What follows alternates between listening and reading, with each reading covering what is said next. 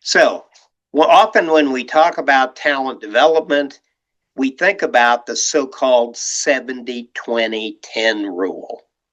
A lot of managers, though, when they think of development, the first thing that crosses their minds is formal learning events, like, as shown on this slide, the 10% of well-planned workshops, webinars, an online learning portal with hundreds or thousands of learning experiences resident.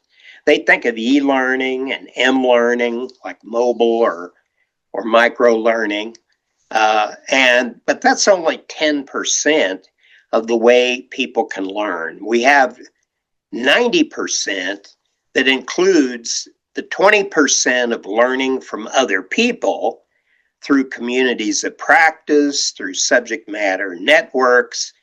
For example, if I want to develop an onboarding program, I can go to Facebook. I have about 2,500 people on my Facebook personal account.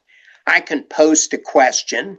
Anyone working on onboarding programs, are you willing to talk or share?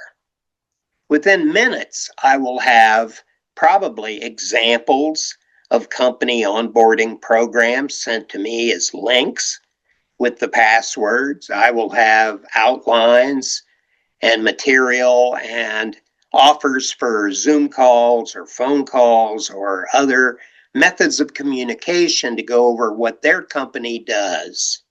And that could vastly reduce the time it takes me to develop a new or a revised onboarding program for my organization.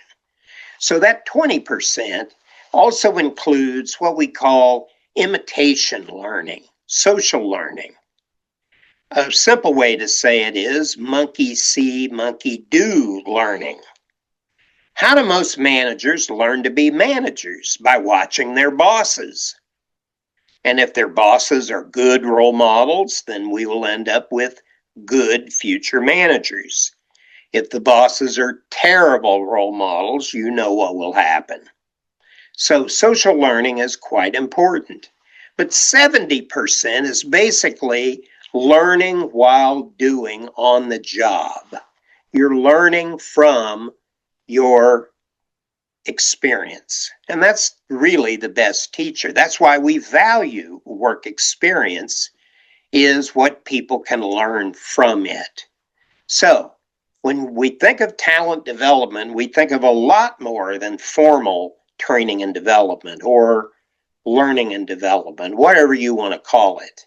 We think of the full scope of the 70-20-10 rule and how we can manage that to help people keep their skills current and keep themselves employable in a rapidly changing work environment. Thank you for listening, and I love talking about talent development. That is my personal passion. Thank you for attending today.